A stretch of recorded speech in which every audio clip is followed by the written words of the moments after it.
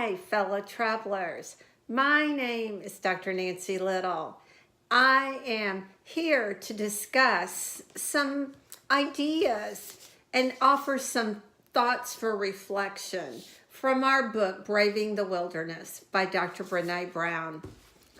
I returned last week from an amazing opportunity to explore in the national parks, both Yosemite and Sequoia National Parks in California. I had many highlight moments, but perhaps my biggest adventure producing unbelievable insights was called the Night Crawl. 22 of us, guided by our new friend Zach, ventured into the dark to learn more about ourselves and the environment that surrounds us. We were invited by Zach to examine some of our fears and our beliefs. One thing he asked of us was to be keener observers of our surroundings and pay attention to some of the more subtle cues that we can discern. He taught us to heighten our awareness so that if we became lost in the night, that we would have the discernment to find our way back to safety. He also asked us to examine some of our fears and to distinguish between those that were reasonable fears and unreasonable fears. He gave us some interesting information about the reptilian brain that we all share, as well as our more advanced limbic brain and neocortex. He challenged us ultimately to more fully use all of our divine gifts, to make better choices, and to expand our willingness to explore our lives and to open more fully, to rather than shrink and isolate, he asked us to stretch and connect. So on this journey, we at one point were asked to trust ourselves to walk a distance alone in the dark without any flashlights or any form of support. He asked us to tune in to our sense of smell, our hearing, our touch, and to really discern each step that we moved forward, trusting our ability to make effective choices and decisions. What I didn't know when I began was that Zach was going to be whistling from a distance away that allowed us to use our sense of hearing to move toward him. But he really wanted us to cultivate our own inner direction.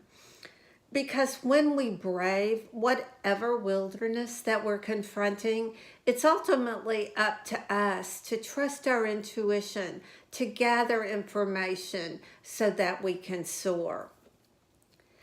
As you brave your wilderness, you're often going to be faced with the opportunity to be kind and compassionate to yourself. As an activity, I encourage you now to go online to take Dr. Kristen Neff's Self-Compassion Inventory. I'll provide a link. This will give you some foundational information about how you treat yourself during times of challenge. On the same website, you'll also be able to see information about Kristen and Brene's online class called Self-Compassion with Kristen Neff and Brene Brown. They give us opportunities to recognize our shared humanity, which is such an important component of our bravery, knowing that truly we're all spiritual explorers. We're never alone, and yet we are alone. We find our own truths, and yet we connect with others to make those invaluable ways of encouraging and supporting each other along the journey. So reflect for a moment on this idea. How do you experience true belonging at a heart level with the knowing that we are always inextricably connected to each other as well as to Source or Spirit or God, whatever name that you choose for the divine? You know, the metaphor that we often use for anything that's vast or different or scary is the wilderness. It's a place that we're asked to navigate differently than we normally do. And it can be both an incredible refuge, a place of beauty, and it can also be a source of difficult trials that teach us more about ourselves. We uncover new potentialities that maybe we never experienced to that level or significance. The wilderness offered me, during my time there, incredible solitude. There were moments of vulnerability that I experienced.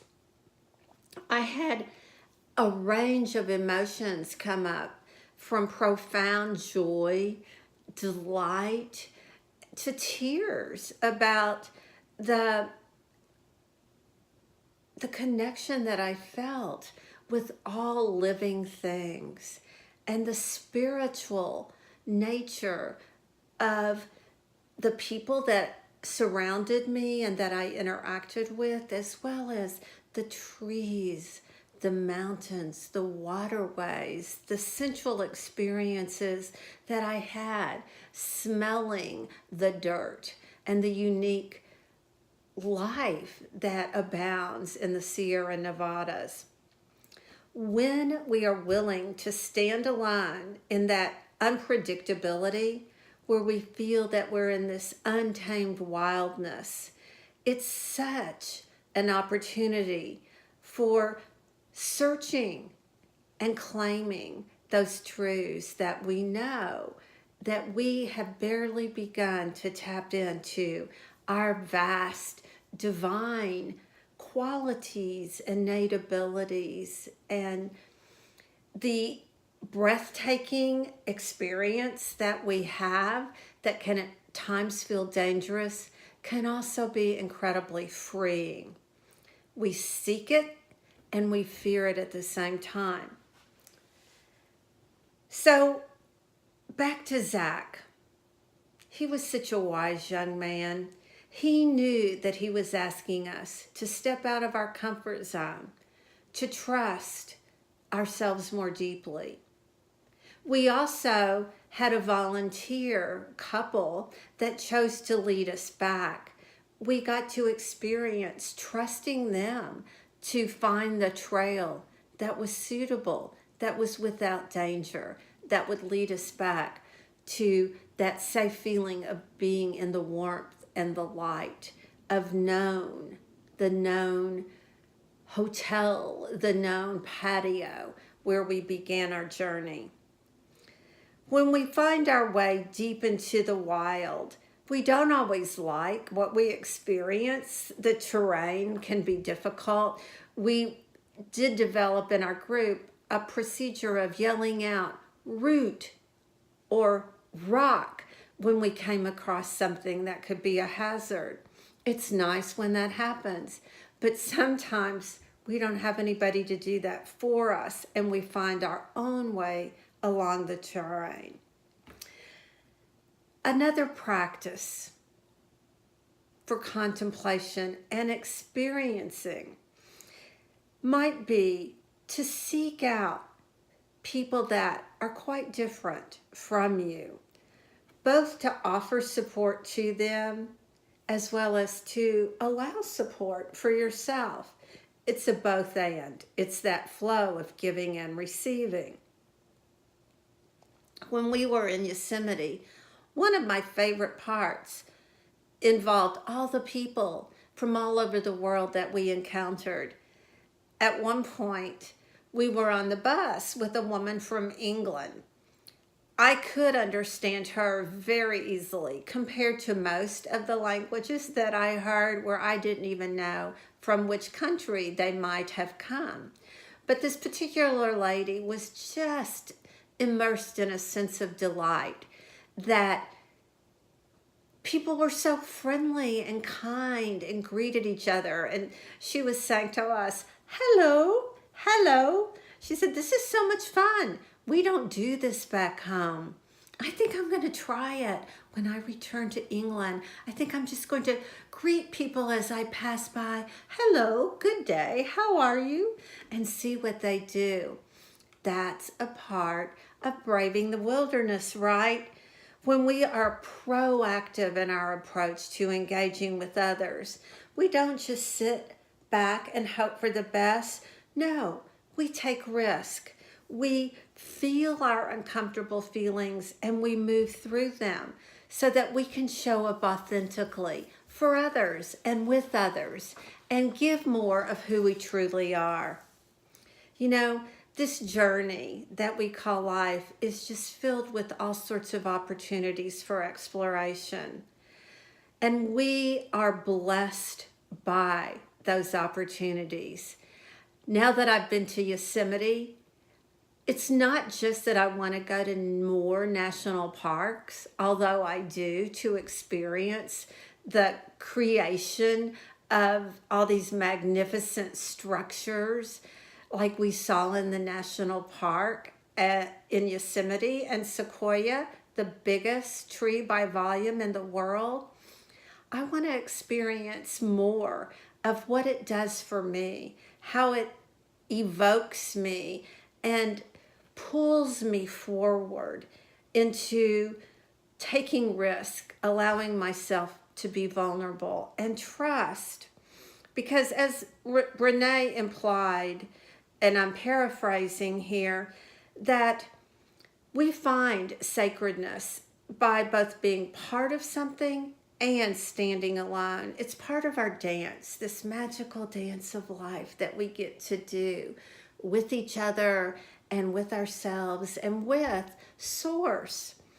So when we commit to being our authentic selves, despite all the paradoxes that we confront along the way, we realize that there is that beautiful both and, that we are a part of something at the same time that we're braving the wilderness alone. One of my other favorite people of all time is the incomparable Maya Angelou. And she said this, the price is high and the reward is great. True that, Maya. When we invest of ourselves, when we seek with intention to open to new miracles of life, we are richly rewarded. We brave the wilderness and we discover so much about our own innate beauty. I look forward to you reaching out to me to share your reflections and your understandings in some of the activities that have evolved through this incredible book study. Namaste.